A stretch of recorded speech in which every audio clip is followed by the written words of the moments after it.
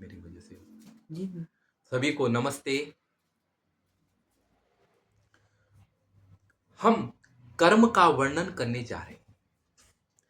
प्रश्न यह है कि श्रेष्ठ कौन सा कर्म है? क्या वह कर्म श्रेष्ठ है जिसमें जिस कर्म से बहुत लोगों का भला होता है, जिस कर्म से हजारों लोगों को जीविका मिलती है, वह कर्म श्रेष्ठ है? या वह कर्म श्रेष्ठ है जिसके मूल में श्रेष्ठ विचार है?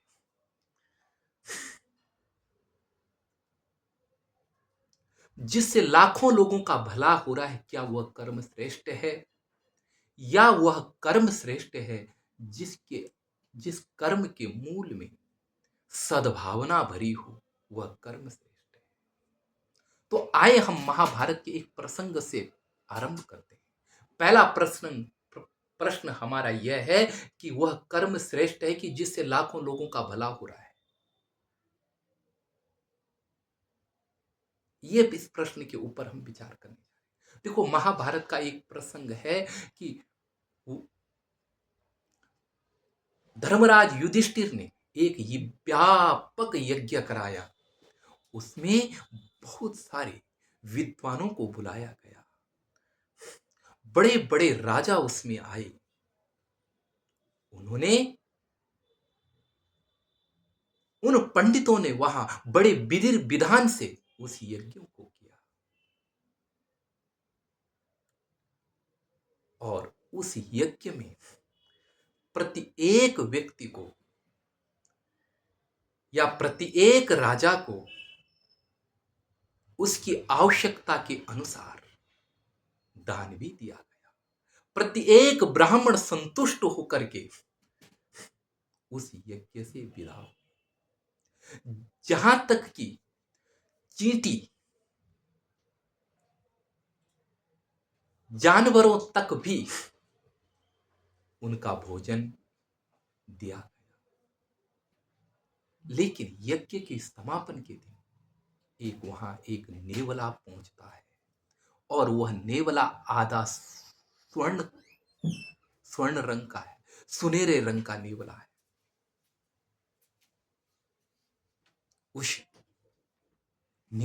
वह नेवला जब पहुंचता है तो वह नेवला कहता है कि यह यज्ञ कुछ खास नहीं हुआ है।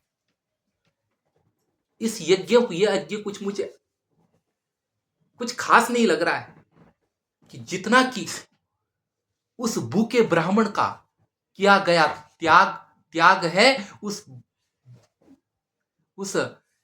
भूखे ब्राह्मण का किया गया पुण्य है, उसके अपेक्षा इस यज्ञ के द्वारा उतना पुण्य नहीं। इस बात को धर्मराज युधिष्ठिर सुनते हैं। वो एकदम से बोलते हैं कि कौन सा ब्राह्मण के द्वारा किया गया यज्ञ, कौन से ब्राह्मण के द्वारा किया गया तप पुण्य?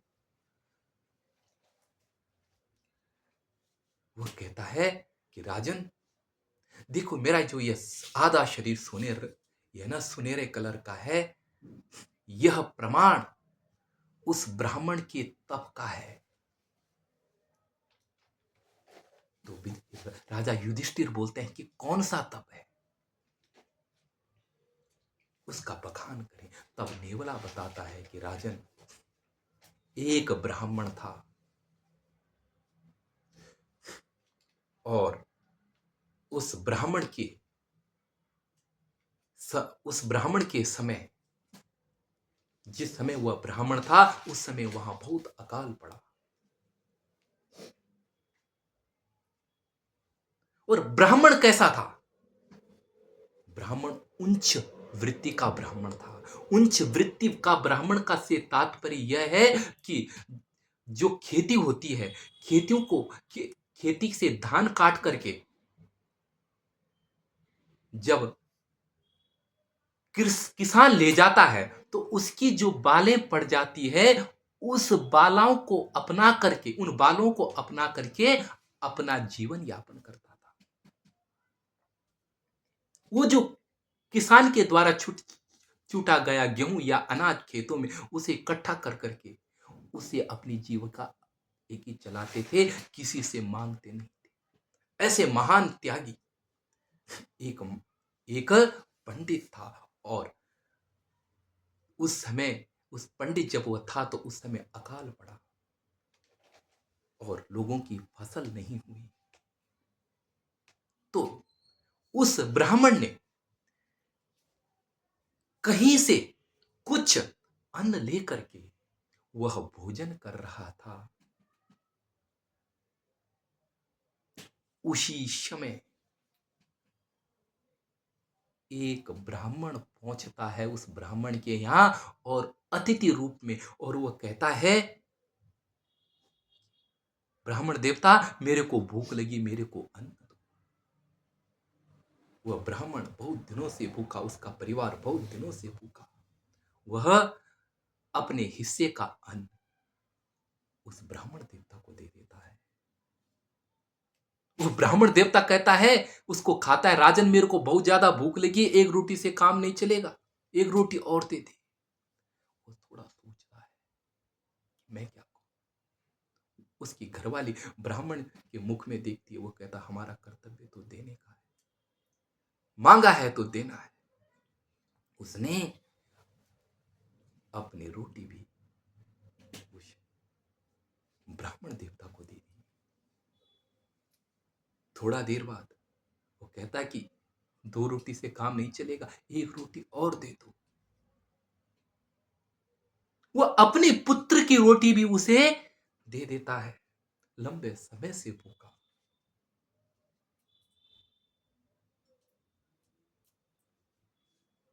राजन, ऐसा जो भूखा ब्राह्मण, लंबे समय से भूखा जो ब्राह्मण है, उसने जो ये बड़ा त्याग किया, जहां उसके प्राण जा रहे हैं, एक ही परिवार का प्राण जा रहा है, वहां भी वह अपने देने के दान के धर्म से पीछे नहीं हटा, और उसने सर्वस्व दान कर दिया। उस अन्न के, और उस अन्न का जो उसने दान किया, उस दान से उन्होंने जो हाथ, अपने हाथ धुले हैं, वह पानी जहां पर पड़ा, उस पानी से मैं गुजरा हूं, इसलिए मेरा यह शरीर जो दिखाई दे रहा है ना आपको, एक तरह से स्वर्णिम कलर का हो गया है। और एक तरह से इसलिए मैं सोने के कलर का हूं, लेकिन मैंने सोचा कि शायद इस धरा में कोई ऐसा भी दानी कोई निकला होगा, जैसे वह ब्राह्मण था, जहां जाकर के मैं अपने शरीर को टच करूंगा तो दूसरी तरफ से भी सोने का हो जाए। वो निकलता है, और वो जब वहां पहुंचता है, वो वो देखता, वहां वो देख करके कहता है कि राजन मैं तो यहां पहुंचा हूं, मैं इस आपके जूठे के बर्तनों के साथ बहुत मैंने किया, लेकिन मेरा शरीर वैसा का ही वैसा है, दूसरी तरह से सोने का नहीं हुआ।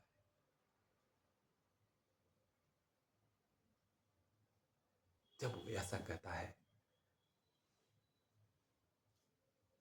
तो राजा युधिष्ठिर समझ जाते हैं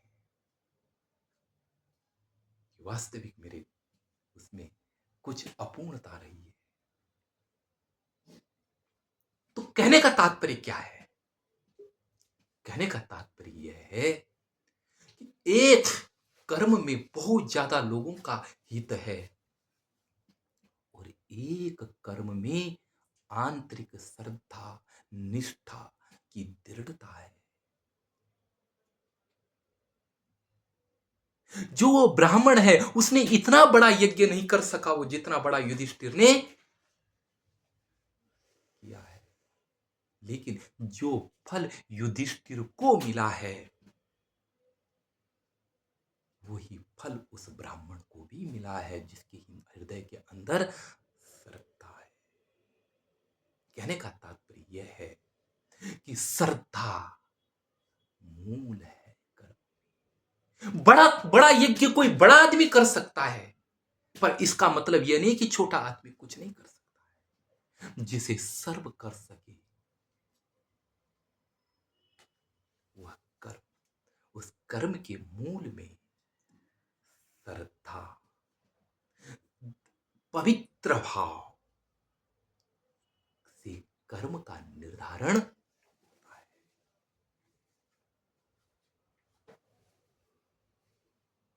तो तात्पर्य यह है कि आपके कर्म के मूल में पावनता विद्यमान हो तो कर्म क्या है, पावन बनता है। ऐसा नहीं कि फल अगर श्रेष्ठ है, अब कोई कहते कि फल अगर श्रेष्ठ है तो कर्म भी श्रेष्ठ है, नहीं।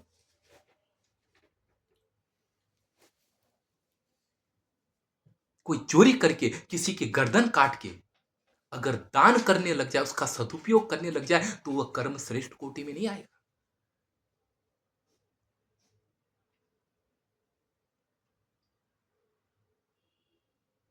क्योंकि उस कर्म का साधन गलत है, चाहे उसका फल अच्छा किया जा रहा हो। कोई हजारों लोगों को मार करके एक गांव को खत्म करके वहां हॉस्पिटल बना दे और वहां मरीजों का इलाज होने लगे, तो वह कर्म श्रेष्ठ नहीं कहा जाएगा, क्योंकि वह गलत साधन से अपनाया गया कर्म है।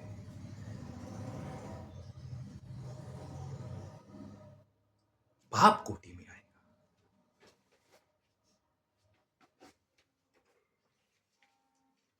हृदय की पवित्रता, हृदय का भाव,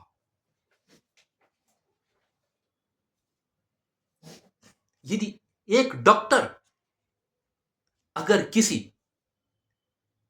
व्यक्ति का ऑपरेशन कर रहा है और पवित्र भाव से कर रहा है कि मैं इसको बचाऊंगा, यदि वह मर जाए तो भाव उसका पवित्र था, पाप कोटि में नहीं आएगा।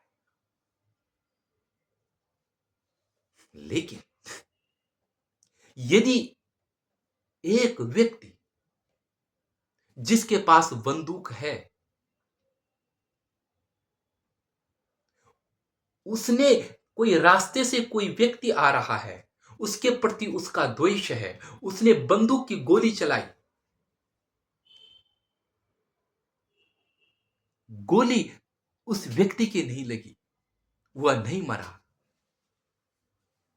गोली चलाने पर भी वह व्यक्ति नहीं मरा, तो वह जो कर्म है वह कर्म पाप कोटि में आएगा। क्यों?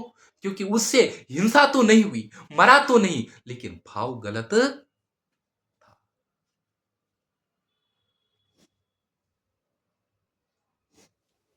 भाव क्या था? गलत था। इसलिए कर्म की पवित्रता, मानसिक हेतु को शास्त्रों ने मुख्य रूप में माना है। मन की पवित्रता, मन की सुंदरता, ऐसा कर्म किया जाए कि जिससे, ऐसा पावन कर्म किया जाए कि जिससे मन प्रसन्न हो और बाहर का कार्य भी प्रसन्न हो। क्या कसौटी है कर्म का? बोला कसौटी एक चीज की है। महाभारत में लिखा है कि यत यत कर्म कुर्वतो अस्य स्यात् परितोषांतरात्मनः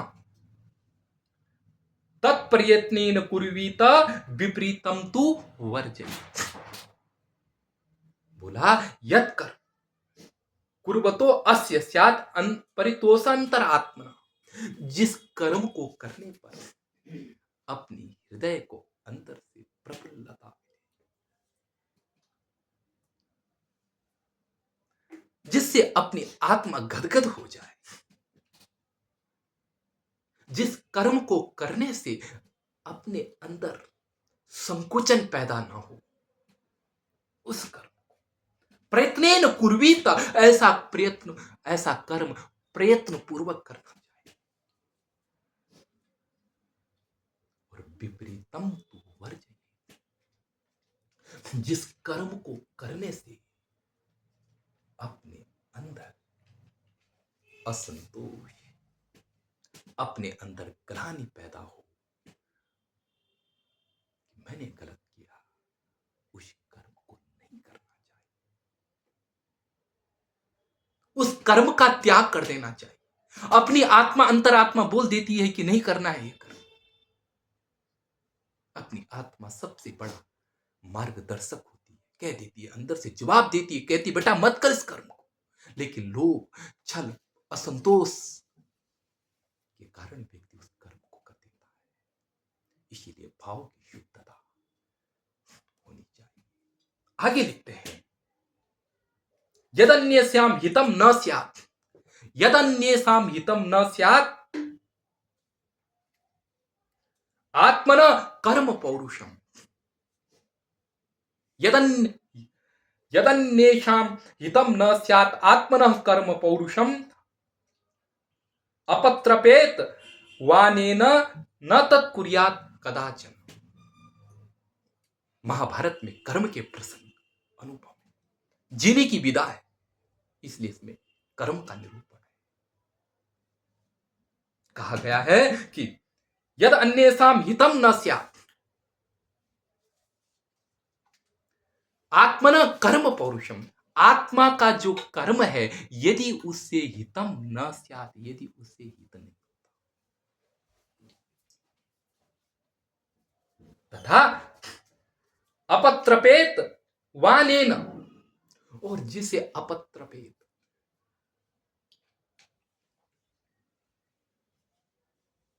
जिससे क्या है, जिसको करने पर लज्जा पैदा हो रही, जिसको करने पर अपत्रपेत, जिसको करने पर लज्जा पैदा हो रही,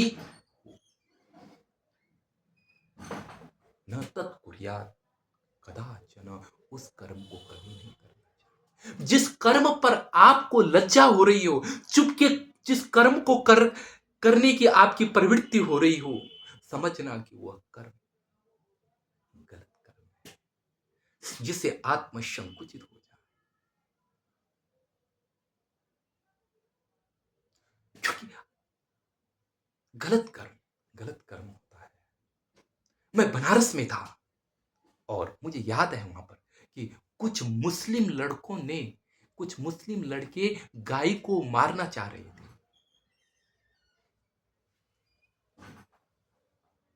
मुझे ऐसा एहसास हुआ, उनके हाथ में डंडे थे, लेकिन मुझे पता था कि इनको ये गलत काम कर रहे हैं, और उन्हें भी पता था कि हम गलत काम कर रहे हैं। तो मैंने कुछ नहीं किया, मैं जा करके इस इस इस तरह बैठ गया, उसी रास्ते से गया और आगे जाकर के इस तरह बैठ गया कि जैसे मेरे को पता ही न हो। मैं इस तरह से गया और बैठ गया आगे जाकर के। उन्होंने मेरे को देखा, उन्होंने डंडे फेंक कर उठाया, क्योंकि अंदर का डर कि हम बुरा कर्म कर रहे हैं, वो जो अंदर का ये भाव होता है कि मैं बुरा कर्म कर रहा हूं, वह पैदा हो गया, और उसी के डर के कारण वो भागे। मैंने नहीं डराया हूं। कहने का तात्पर्य यह है कि जिस कर्म के पीछे डर, भय हो, उस कर्म को करना ही नहीं। कर्म वो करना चाहिए जिससे अभी बताया था ऊपर, परितोषांतरात्मना, जिससे आत्मा में संतुष्टि पैदा हो, वह कर्म करना चाहिए। तदेव कर्म कर्तव्य येन आत्मा प्रसीदति, वही कर्म करना चाहिए जिससे आंतरिक आत्मा प्रसन्न हो। इसीलिए मनुष्य मृत्यु में भी श्रुति स्मृति सदाचार स्वस्य च प्रियात्मन, जो अंतिम में प्रियात्मन जोड़ दिया गया, क्योंकि श्रुति स्मृति में संपूर्ण बातों का मिलना कहां संभव है। इसलिए परितोष अंतरात्मना, अपनी आत्मा को जो अच्छा लगे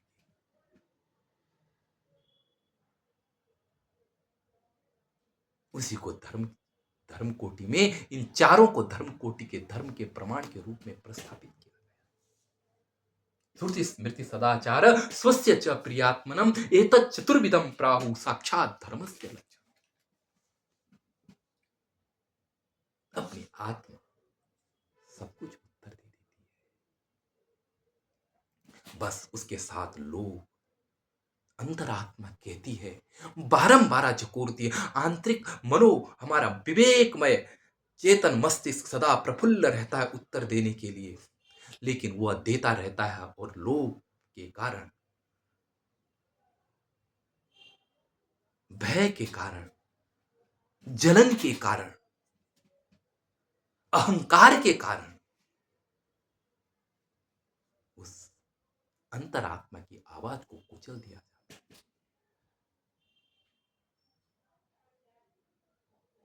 इसीलिए उस आंतरिक भाव को तप्त करना है, उस आंतरिक भाव के अनुसार कर्म करना है।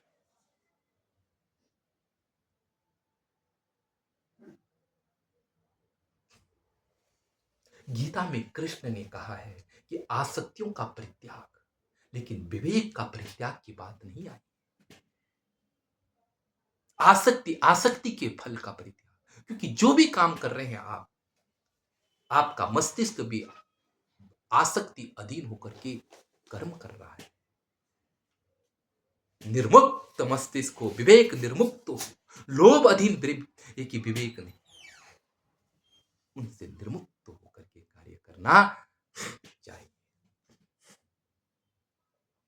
आपको जो शास्त्रों के द्वारा विहित कर्म, उस कर्म को करना चाहिए, क्योंकि शास्त्र कभी गलत रास्ता नहीं बताता।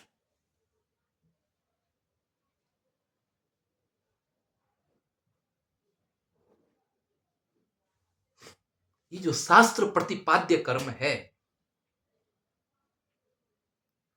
जो आपका कर्तव्य है, वो शास्त्र के द्वारा प्रतिपाद्य होना चाहिए। जैसे, क्योंकि देखो, कर्म आप कर रहे हैं, वो ध्यान देना, कर्तव्य कर्तव्य तभी वो बनेगा। वो कर्तव्य नहीं जिसे नौकरी कहते हैं, वो वृत्ति नहीं। यह कर्तव्य जब आता है तो कर्तव्य का मतलब यह है कि जो आपके स्वभाव के द्वारा नियत हो।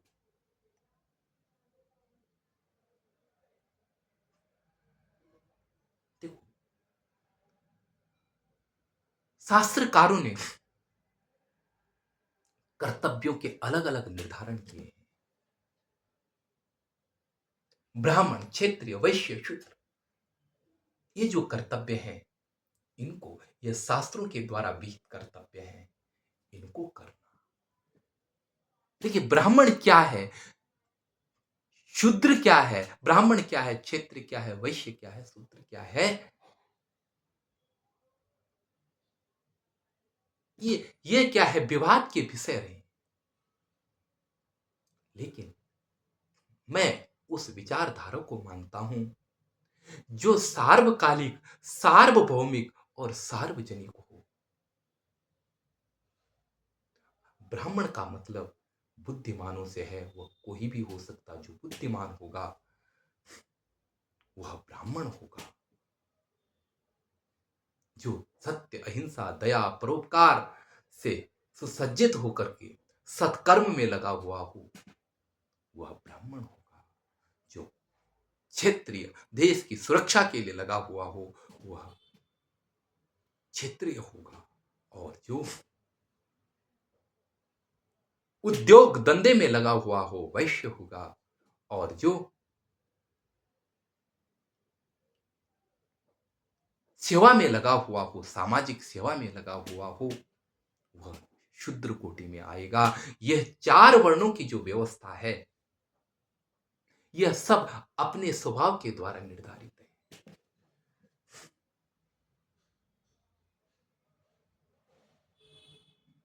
ये ऐसे ही नहीं है कि भारत में ही हुए,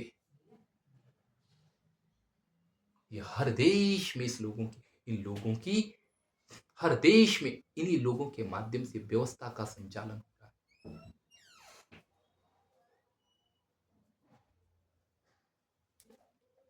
तो ये सारे कर्म जो हो रहे हैं, ये सारे इन कर्मों को, ये जो सारे कर्म हैं, इनके सब कर्म कर्तव्यधीन हो रहे हैं। समाज का आपको दिया हुआ कर्तव्य, ये तो शास्त्रीय कर्तव्य है। लेकिन आज के युग में देखें तो, क्योंकि गीता का जो कर्तव्य है वो इतने मात्र में नहीं, गीता के कर्तव्य केवल ब्राह्मण क्षेत्र वैश्य शूद्र को लेकर के ही नहीं है ना। गीता का कर्तव्य व्यापक क्षेत्र में, आप किसी भी काम को कर रहे हैं, उस काम को कैसे करना है, इन सब का निरूपण है गीता। बस ये याद रखें कि आपके कर्म के मूल में, आपके करने के मूल में सद्भाव होना चाहिए। आप जिस काम को कर रहे हैं उसके पीछे उसकी उसकी मानसिक योजना सद्भाव से भरी हुई होनी चाहिए, पाप की नहीं। बाप पुत्र को परिताड़ित करता है, बाहर तो गंदा कर्म लग रहा है, मारना, अपने बेटे को पीट रहा है, लेकिन अंदर उसका कोई सद्भाव है जिसके कारण वह गलत कृत्य होने पर भी उसके अंदर पावन भाव विद्यमान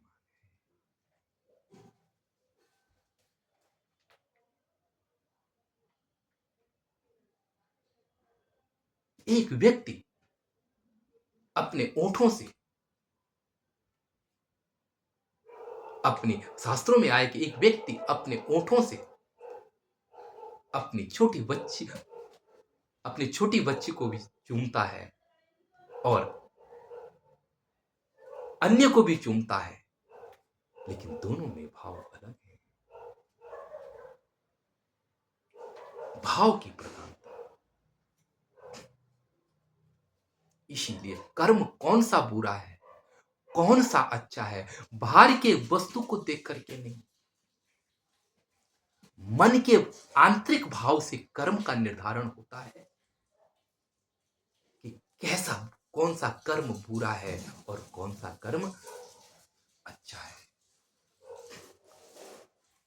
इसीलिए गीता में कृष्ण कहते हैं कि अर्जुन, फलाशक्तियों का त्याग करके, क्योंकि फलाशक्ति ही व्यक्ति से गंदे गंदे कृत्य कराते हैं। इनको त्याग करके ही तू कर। आसक्ति, लालसा, इच्छाएं, अनियंत्रित इच्छाएं व्यक्ति को इतना गुलाम बना देती है कि व्यक्ति क्या कर देता है उसे स्वयं पता नहीं। आंतरिक आवाज उठती है मन से, अंतर की आत्मा बोलती कि गलत है, लेकिन इच्छाओं का प्राबल्य उसे भटका देता है। न करने पर भी वो कर देता है, अंदर से नहीं करना चाहता है लेकिन कर देता है, फिर पश्चाताप होता है। अर्जुन को कृष्ण यही तो कह रहे हैं कि तेरा स्वभाव युद्ध का है, एक स्वर्णिम अवसर पैदा हुआ है, तुझे युद्ध करना चाहिए, क्योंकि तेरा स्वभाव यही है। ये मैं जानता हूं, और तू जो मना कर रहा है, यह तेरा एक मन का भरोमाल है जो कुछ समय बाद शांत हो जाएगा और तुझे अपने कृत्य पर पछताना। यह मन का उद्वेग उठा हुआ है, तू सच्चाई को नहीं समझ रहा है। इसीलिए ऐसे जंजाल से हटकर स्वयं ज्ञान युक्त चेतना से, प्रफुल्लित चेतना से,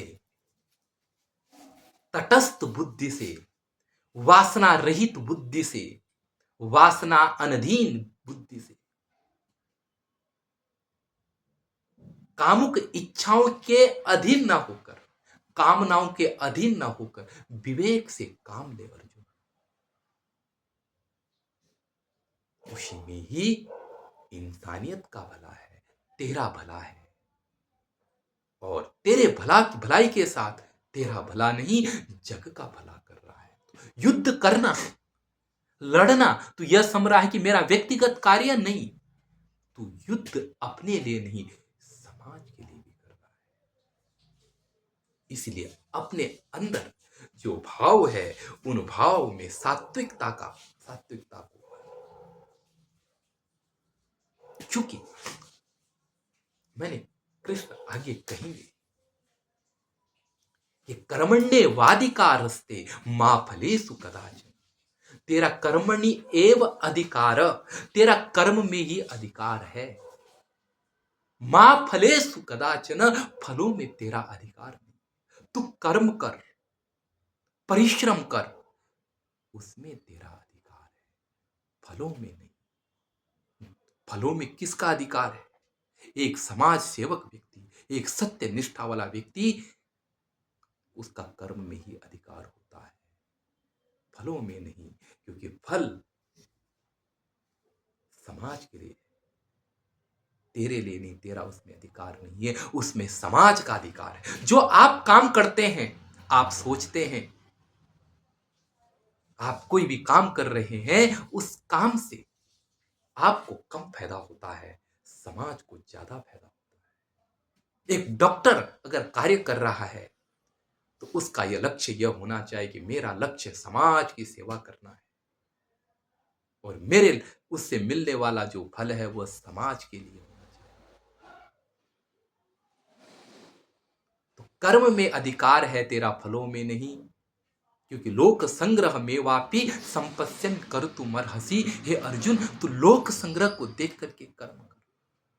कर्म का लक्ष्य लोक संग्रह बताया है, गीता परोपकार बताया है। या ब्रह्मण्याधाय कर्माणि संगम त्यक्त्वा धनंजय, या हे अर्जुन तू कर्म कर, तेरा फलों में अधिकार नहीं, फलों में तो परमात्मा का अधिकार है। मां कर्म फल हेतु दो प्रकार से अर्थ करते हैं। कर्म फल हेतु, कर्मश्च फलश्च तयो हेतु। कर्म कर्मच फलश्च, कर्मश्च फलंच तयोर। तू और हेतु को दोनों के साथ जोड़ना है। तू कर्म का हेतु भी मत बन और फल का हेतु भी मत बन। क्योंकि जो कर्म कर रही है वो प्रकृति कर रही है। अतः तू कर्म का हेतु भी मत बन कि मैं कर रहा हूं, वो सब प्रकृति के द्वारा निर्धारित है। प्रकृति क्रियमाणानि गुणैः कर्माणि सर्वशः। और तू फल का हेतु भी मत बन। अर्थात मैं कर रहा हूं इसका हेतु भी मत बन, और मुझे कुछ मिलेगा मेरे कर्म से इसकी इच्छा भी मत कर। क्योंकि शब निर्धारित है।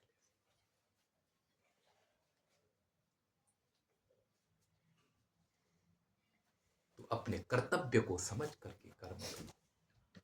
माते संगस्तु, जब अब सोचेगा कि मुझे इससे मिलना ही नहीं, कुछ कर्म करने से करूं क्यों, तो कहा कि माते संगस्तु कर्मणि अकर्मणि माते संग। अकर्म मैंने न करने में भी तेरी संग मैंने आसक्ति न, मैं नहीं करूंगा ऐसा भी मत सोच, क्योंकि तुझे कर्म ही करना।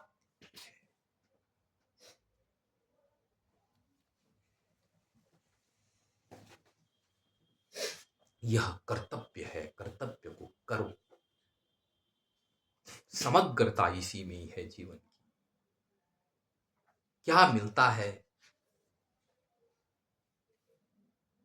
क्या मिलेगा इसकी चिंता ना करो, तुम करो, उससे मिलेगा। लेकिन उसके लिए नहीं, तुम्हें उसके लिए कर्म नहीं, तुम्हें कर्म के लिए करना है। कर्म के साथ बहुत सारी चीजें, यश, कीर्ति, ऐश्वर्य सब जुड़ा हुआ है, उसके लिए नहीं। लोभ को उद्दीप्त करके कार्य नहीं करना है, कहने का तात्पर्य आसक्ति को उद्दीप्त करके कार्य नहीं करना।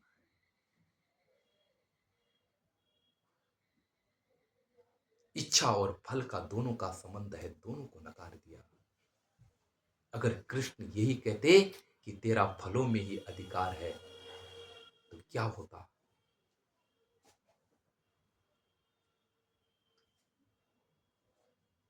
ये होता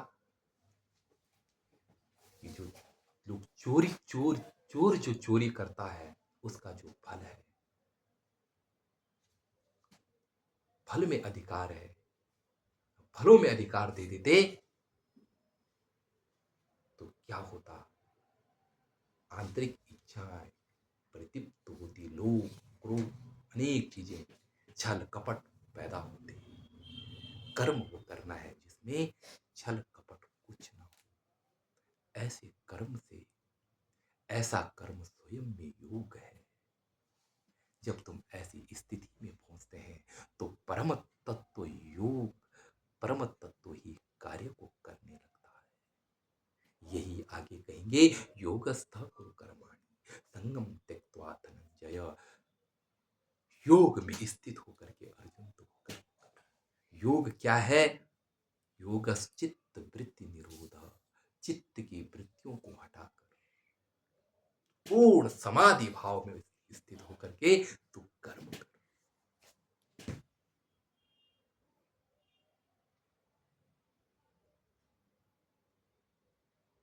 योगस्थ कुरु कर्माणि संगम त्यक्त्वा धनंजय सिद्धि सिद्धियो समो भूत्वा समत्वं योगमुच्यते। योग में स्थित होकर के तू कर्म कर। योगस्थ कुरु कर्माणि संगम त्यक्त्वा धनंजय। हे धनंजय, योगस्थ हे धनंजय, योगस्थम अपि कर्माणि, योग में स्थित होकर के तू कर्म कर। आसक्तियों को त्याग त्याग करके योग में स्थित होकर के तू कर्म कर। सिद्धि और असिद्धि में क्या मिलेगा क्या नहीं मिलेगा, सफलता असफलता, लाभ हानि, इनमें सम होकर के, समो भूत्वा, सम होकर के, सिद्धि सिद्धि और समो भूत्वा, सम होकर के, क्योंकि समत्व योग उच्यते, समत्व को ही योग कहा जाता है। इस विषय में अभी इस श्लोक के आगे हम व्याख्या करेंगे। तो आज मैं अपनी वाणी को यहीं पर विराम देता हूं। आप सभी को नमस्ते।